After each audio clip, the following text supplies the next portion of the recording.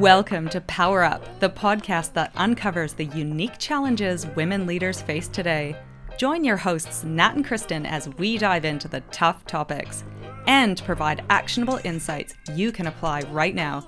Don't forget to hit subscribe so you don't miss any episodes.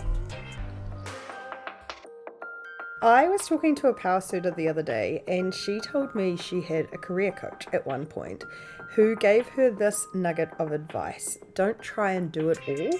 And she was really offended because she was thinking about having kids at the time, and this person said, you're the more nurturing one, and because you're more nurturing, you'll want to spend more time with your kids, so you can't also have a career. And it got us thinking, well, that and many other pieces of advice we hear a lot of the time about the terrible career advice that women get given. So today we thought we'd cover off 5 common pieces of advice that women should really ignore. Yeah. And I would love at some point to do a podcast on a Brene Brown quote, which is, unless someone has been in the arena, don't take advice from them. So it talks about who we should take advice from. But for the most part, women are given advice left, right, and center, like this person you were chatting with. Yeah. And it's well-intentioned, and it's often from that person's perspective, but it's actually harmful. Well, they're just like tropey one-liners, or I know any parent, my sister once got given some advice by a very elderly man while she was waiting outside the school gates with her baby, being like, you shouldn't bring your baby out in this weather. And she was like, well, thank you. Should I leave my baby at home while I come and pick up my other child? And I think that sort of aligns with the arena analogy, right? Like, if you're not in it, you don't know really what you're talking about. Well, and that doesn't sound well-intentioned. That actually sounds judgy. Sounds pretty judgmental. Yeah, that sounds judgy. These are things to ignore, like we are ignoring today. The sounds like gale force thunderstorm outside. We keep hearing the noise in our headphones, and so hopefully it doesn't come across. But we're going to ignore this career advice, and we're going to ignore the wind and rain outside. Yeah, and we're actually going to focus on advice that is intended to fix women rather than addressing systemic issues. And so our best advice is to steer clear of these 5 suggestions. And I'll kick it off with one that I hear all the time, Nat, and one that a lot of people ask us if we provide, and that is to find a mentor. And we get a lot of questions. Do you have mentors? Can you match me with a mentor? Or someone says, do you have a mentor? Quite often, a lot of our community will ask in our expert interviews, did you have a mentor through your career? And it's not as though it's not great to have a mentor, because we should have a number of people around us that help steer us, assuming they've been in the arena and they've been there and they've done that, and they can help guide and give their perspective, their lens. But for the most part, that seems as though it's what companies and organizations settle on to support their women. Oh, you should go find a mentor. And actually, I did hear a Powrsuiter who said their male manager suggested she needed a mentor. And I was like, oh no, you need him to be a champion and to be your sponsor and putting you forth for promotions and amazing projects and singing your praises and raising your profile. Yeah, so I suppose there's 2 issues with a mentor. First one is in the first word, one of anything. In a world where we live in a feedback drought is not always a good idea, because the role of a mentor is to give you advice and perspectives based on their experiences. And if that's the only perspective you're getting and it's one person's view, it's very easy to place too much importance on that. And I think the second challenge with it is what you said, is a mentor is a really great ally in your corner, but they are not the person who is going to be proactively finding opportunities for you and giving you a hand up, teaching you about financial acumen. Like we talk about this a lot with women who get to C-suites without having had a sponsor help them learn about financial statements or identify them for a strategic role. A mentor is, I don't want to say powerless, because they're not powerless, but they don't have a direct impact on your career. They are about almost like playing the role of a coach, but from someone who's been there and is maybe a couple of steps ahead. Yeah. And so we love, as an alternative, to find senior stakeholders in your organization, sponsors or champions, allies that can actively push for your success. And then, of course, we love to think of Powrsuit as where you can find your personal board of directors. And this is something where you surround yourself with people who have gone ahead of you, who are coming up behind you, who are at the same level as you, where you can seek advice from. They might share in your current challenges, or they might have been there, done that. Therefore, we love this concept of personal board of directors. And then there's something else that we love as well, which we meet with respectively. A peer group. Yes. So I think we want to normalize the idea of getting a range of mentors. Like, rather than putting all your eggs in one basket, get a peer group, a professional board of directors. Surround yourself with a small but mighty group of people who have your back, your professional back, who are there to hold you accountable, give you support and advice, help you bounce ideas off, and really speak truth to you about, where you can improve, as well as when bad things happen or things don't go your way, to have your back as well, rather than the sort of flippant find a mentor like that's going to solve all your challenges at work. Yeah. So the next time you hear that, maybe just think twice about where that piece of advice is coming from and start to consider a broader group of people whom you can confide in. Of course, we need those allies, sponsors, champions in the workplace. And mentors. Yeah. You need all of them. Yeah. But not just one thing's going to solve the problem. Number 2, Nat. Change the way you look and speak. And this is a biggie because, like it or not, the way we present ourselves is a way people perceive where we fit in the professional world. And to this day, if you look at the top traits of leadership, there is one of them always falls, or more falls into this looking and acting what we perceive a leader to look like. Yeah. And we are doing an upcoming mini masterclass. It's actually this week, and it's on executive presence.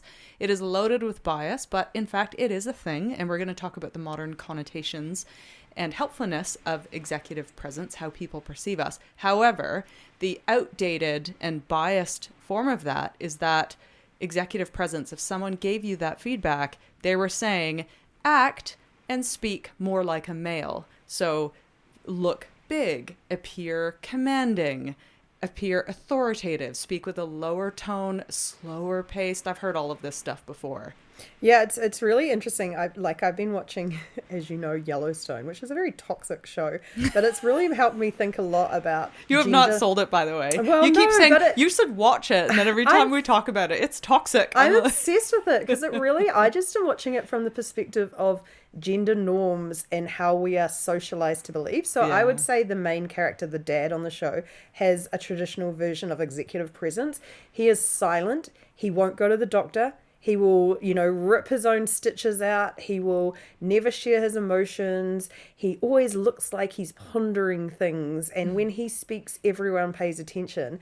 And yet, when you watch it from the perspective of like executive presence being a bias-riddled sort of subjective label, you're just looking at him being like, I bet he's sitting on his porch thinking about nothing.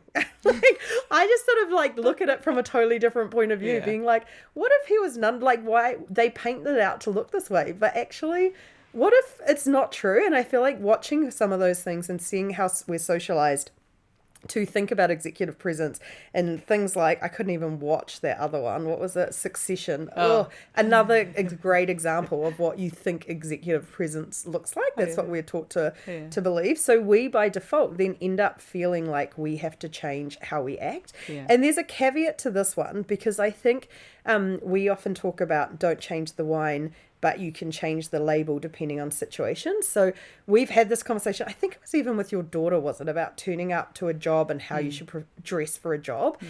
And I actually spoke to this incredible ally today, and he said, he called it, this woman he spoke to recently has a form of advanced game theory she has to go to every day when she goes to work around how do I dress appropriately to work to not look slutty but to look professional but not look too professional, and then when I turn up how do I walk? And he's like, it is like an incredibly complicated game she has to walk through every day before she even gets to the office.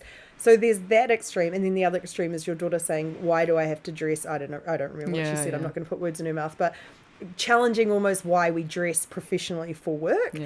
And somewhere in the middle is the truth. And Where would you think we fit on that? Well, I love that authentic leadership is on the rise and actually being yourself, including, oh, here I am at a loss for words again.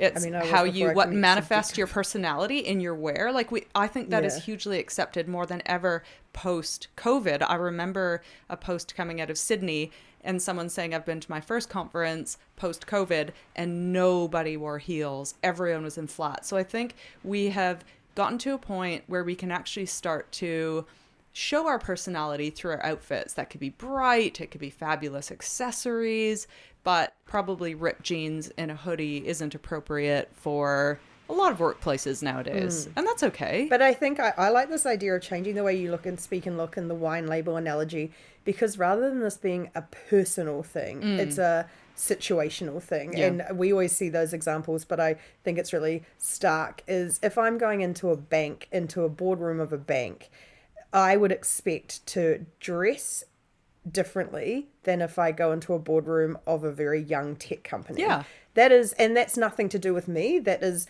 what those two groups look for. And you get to choose how far down those paths you go. Absolutely. However, things like changing how tall you are, how thin you are, how high your voice is, that stuff is like, to me, it's red herrings, because the actual solution to this is to normalize a whole range of different voices, different heights, different weights. Yeah. And so I think we're going to have much more luck changing the world by actually embracing and stepping into what our strengths and who we are as people, rather than defaulting to or trying to look more like what we're expected to look like, because we're just recreating the problem for the next generation. I agree. One thing we do encourage, though, is sometimes removing the apologetic language that we have been socialized to, just be deferent and and maybe this, or I think maybe this. And so the issues in the workplace are not caused by your apologetic language. However, we should be normalizing women's pitch, tone, and speed, but own it, try and remove the qualifiers. But look, at the end of the day, speak freely and speak in a way that is natural to you. Yeah, I love that one, because I think there are things we can all do. We talk about turning your video camera on. We talk about a bunch of stuff that makes you, shows you to be interested, curious, and engaged. Yeah. And those are the things we should be focused on, rather than, if only you just spoke a little bit deeper, you would make it. The next one, to your opening, I suppose, story, was achieve work-life balance, and this eternal quest for us to all achieve this, in which all of the questions come up when we chat with seasoned leaders who've been there and done that. We've had the questions many of times. How do you achieve work-life balance? This is a systemic issue because men aren't told to find work-life balance. We are. And I'm going to tell a story of a news clip that I saw the other night, and I'm not going to say which coach it is because it is a well-known coach in New Zealand. It is a woman who is coaching a sport, because they were saying, what are your next steps? You've done so well. The team has done incredibly well. And she said, well, I've got kids, so I'm not going to put my hand up to coach the national team, but I'm looking forward to another season, and maybe eventually in the future I will. And I just thought, in what world, and good, great for her. If that's what she wants to do, amazing. But in what world would a man have ever said that? I'm not going to coach the national team of a sports team because I've got kids. Yeah, I find it really interesting, because I think we've talked about this a lot, even with women quitting their corporate work to start their own businesses. On an individual level, amazing. But when you see it always happening with one gender, that's where you go, this is a systemic challenge. And one antidote to that I've seen a lot more of recently that I love is just switch genders out. So if someone says, oh, you're becoming a mum, how are you going to balance it all? Suggest saying that back, well, in your own head, if nothing else. Oh, so you're becoming a dad, how are you going to manage it all? And if that doesn't feel like a thing people would say, then it's definitely advice you shouldn't, or words we should sort of banish from, like, let them go out the other ear. Yeah, and we were just chatting last week, and that my generation, I'm older than you, Nat, was the first Gen X was the first generation in history that was told they could do anything. And it was true. We could go do anything. So all of the women, of course, got to go to uni, got to choose whatever pathways we wanted to take, and absolutely we could lean into our careers. However, my brother no fault of my mum's, but the boys that were in Gen X were not told that they could do anything in arenas outside of work to lessen the load on us in the workplace. Yeah, I mean, I'm not sure. Maybe these days, I know a lot of my friends are teaching that to their boys, but I don't think it was millennials either. I think one group of us got told we could do everything, and the other group still got taught to stay in their gender lane. Yeah. And that's led to women taking on everything, which is a real shame.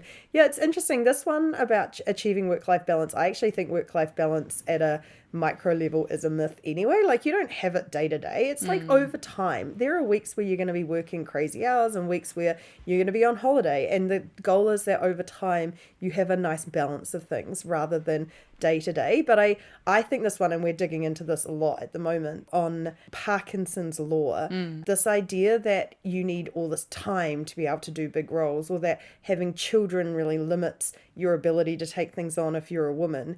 And there is really good evidence to suggest that that's actually completely untrue. That's just a limiting belief, and that actually people who have less time are far more productive in that time. And that actually some of these narratives that we're told, like, and I get why you noticed that on that interview, because we're reinforcing them. And actually, why? Like, you can say, I don't feel like it at the moment because I'm choosing to take a bit of time with my kids. But to say I can't do both as a blanket rule feels like we just keep reinforcing it. And also, I think when you do ask people that say, how have you been able to do it all? Invariably, they say, well, I'm so fortunate to have had a partner. And I've caught myself saying it. I have an equal partner in life. And we're so lucky. And you're all like, well, we're not helping you. You're helping me have a career. If anything, that should be a trigger. If you're raising boys, if you have a partner, to start these conversations about the split of partnerhood in a relationship and who is doing what, and also modeling that for your boys. Yeah, I love it. So this achieving work-life balance thing, firstly, work-life balance can be a bit of a myth day to day. Secondly, it's very gendered. If we're getting told to do a bunch of stuff that men aren't being told to do, we should really always be challenging that anyway. And then thirdly, there is like these limiting beliefs we put in our paths as a result of these narratives. That's like, let them go. Like, instead of just repeating those one-liners about work-life balance and not having enough time, actually spend the time to sit down and go, what could it look like? Because, gosh, I feel like if that alone was women stepping up into bigger roles or taking on the national team or whatever it was, just giving it a whirl, I reckon, I mean, I know I wouldn't necessarily want to put my hand up to do that experiment if I was a brand new mum, but I genuinely think the outcomes of that experiment would be that everyone was fine doing those jobs. Yeah. And they just got on and did them, and they found that they could fit their work into the time, and they did it differently. And yet we've just sort of holding ourselves back with this work-life balance thing at the moment. And possibly in this, what I would consider a transition phase in this generation, where we go from is an unequal split to something that's a touch more fair and equitable. Hopefully that is the next generation coming through. I do think it's actually not a terrible idea to look at the organization you're in, look at who's leading it, look at what they're modeling, look at the policies they have in place. And if you can't find it there, where they are supporting who you are at work and outside of work, there are incredible organizations. And, you know, I'm not suggesting that all female-led organizations are great, but they have likely been through this in terms of getting to the top as a woman, possibly with children. They will understand and probably, hopefully, statistically, have put into place a bunch of great policies to support women moving up the career ladder. Well, and modelling, because remember Rhiannon McKinnon, she was one of our expert interviews, and she said she was mortified during COVID lockdown because she was doing an all-hands meeting and her kids were sort of crawling all over her. And she said afterwards that was the one thing, even as she left that role, people pointed to as being a highlight. And she said her perception of it was so different, but that people saw the CEO modelling, this is what it looks like to work and parent, and it's okay, and it gave them all permission. So I think it's, you're looking for those traits, be it women or men at the top, that they are modeling taking time off to be with their kids, equally sharing sick days if they need to, all that sort of stuff, if that's a thing that's a consideration. But even if you don't have kids, I don't have kids, but achieving work-life balance is still incredibly important. Not being the one who has to pick up the slack because everyone else has to race home to have their kids. Like, this is important for all of us. Totally. Number 4, this is an interesting one because I'm pretty sure I've said it, and this is fake it till you make it. What do you think about this one? I hate that line. Oh. Yeah. I've probably used it in the past. I think it's another throwaway one-liner, and I just think it's the same, like it's my thing about gut feeling as well. It's like, you're not faking it. You're using all your expertise and experiences to date to figure out the next step. And you might be a beginner and you might be learning something, but you're not a fake and you're not an imposter. And I feel like that fake it till you make it is an attitude that leads to the things like mindset of like the person who can BS the most gets into the position. And I just find that it's not, Yeah, well, this goes to, I think, my earlier point of authentic leadership, and that we are embracing all different styles of leaders and what they look like and how they show up at work. They aren't faking it. They are actually showing up as who they are. They are highlighting their achievements, their goals. They're being honest in terms of their personal brand. They're speaking up about what they've accomplished. So they're not faking it. They are just embracing who they are, what they've done, and they're bringing that to the forefront. Yeah. And yes, they feel nervous, because I think that actually is a sentence to go, it's okay that you're scared. You know, it's okay. So I think there is something in going, you're allowed to feel those feelings. Yeah, I prefer like embrace a beginner's mindset, or the expectation when you pick a new job or a new opportunity that you're actually not meant to know everything on day one, and normalizing that rather than this idea of faking it till you make it. So I feel like it's something we all say, we've all said it, and it's, I don't know, it can't, I agree with you. Imposter syndrome, the wrong people getting to the positions, feeling like you can't just own the experience you've already got. Meh. It's a dumb one. Great. You close out with this biggie, this one. Oh, this is our absolute favorite. Women are told this all the time. It's actually what has been behind a lot of initiatives around diversity, equity, and inclusion, which is to help women be more confident. So we're often told, be more confident when you walk into the meeting, be more confident when you turn up to work, be more confident putting your hand up for jobs. I mean, confidence, ugh. Yeah. Now, what I would invite everyone is, we did quite a popular, one of our more popular podcasts was on confidence and how it's weaponized for women. That's episode number 35. Please do take a listen. We're not going to rehash it all. This is Savant Kristen, episode 35. No, I did go find it.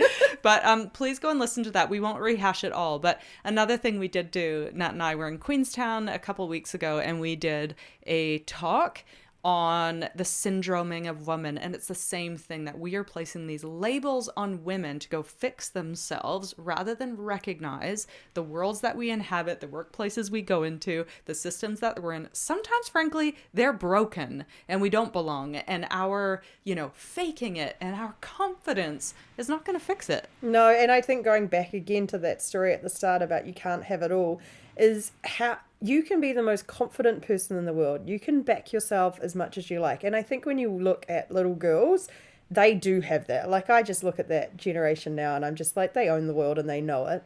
However, as you go through your life and career and people say you can't have it all, or you don't look the part, or get yourself a mentor and that will help you overcome systemic bias, that chips away at your confidence, and you're just using logic. You're just going, maybe I'm not as good as I thought, or maybe I do need extra support. Maybe there is something wrong with me. So, and then it gets thrown back at you being like, why aren't you confident? And you're like, oh God, all these things that you've told me about why I'm not good enough. And we often talk about this difference between confidence and competence. And in fact, hiring the most confident person is usually, who is historically has been a man, is not necessarily, I think, one of the more popular Harvard Business Review articles was like, how many mediocre men were in leadership roles and how the hell did we get here? It's because we hired those that were confident as opposed to competence and letting our work speak for ourselves. And so we are huge fans of advocating for ourselves, building personal brand, stating who we are, the work we've done, and all of that stuff. And therefore self-awareness is required there, and believing in ourselves and how the world could benefit from our value. But men could actually benefit from, this concept of, cool it on the confidence. Well, not over everything that's overachiever, overconfident. Nothing that's over is actually very good either. But I do think with confidence, like, I love the confidence competence thing, because if I'm hiring for competence, I'm hiring for someone who can do the job. If I'm hiring for confidence, I'm hiring for someone who believes they can do the job. And while both of those things have to come into play, the thing that I really need is the job done. So competence every day of the week. But if you can start to recognize that the world, how it's been built, these systems, we've talked about how workplace was designed before women participated in it, same with the financial industry. If we can start to recognize that actually the barriers we face to success are higher, that means sometimes we've had to battle a lot more, which sometimes makes us feel like when you're looking around thinking maybe it's me because I'm finding it harder. That is not a lack of confidence. That is that you've actually had to overcome more hurdles. Yeah. And if you're ever told you should be more confident, it's always a good idea to ask for what specific things you can do differently, because confidence, like executive presence, these are labels that are subjective and mean different things to different people. So if you're told about confidence, ask to be more confident. What is the specific? Is it putting your hand up? Is it speaking up in meetings? Get tangible, actionable things that you can change, and then question whether or not you need to. Yes, please. So catch yourself the next time you're giving people advice or you hear this. Find a mentor. Change the way you speak and look. In a number of different terms, of course. Achieve work-life balance. Yes, you can. Fake it till you make it and be more confident. These should all be red flag terms, not very helpful for women. And then I just wanted to do a quick plug, actually. Nat and I have been going around both in New Zealand and Australia, and happy to do many other countries speaking gigs. And it's something we do. We run workshops, but we also have keynotes, and we'd love to not only speak at your organization, but at the events that you're going to and that you love what is in your calendar. So reach out at hello@powrsuit.com because we'd love to meet you in person. You can hear that over the noise of the wind. It's pretty stormy. So get in touch, and we'd love to speak at your next thing or run a workshop. We're charming. We are charming. Yeah. We love to hear some of the bad advice we've been given. It's sometimes it can be a bit funny and cathartic to just share some terrible advice you've been given. Agreed. Look forward to hearing from you, and we'll catch you next time. Bye. Bye.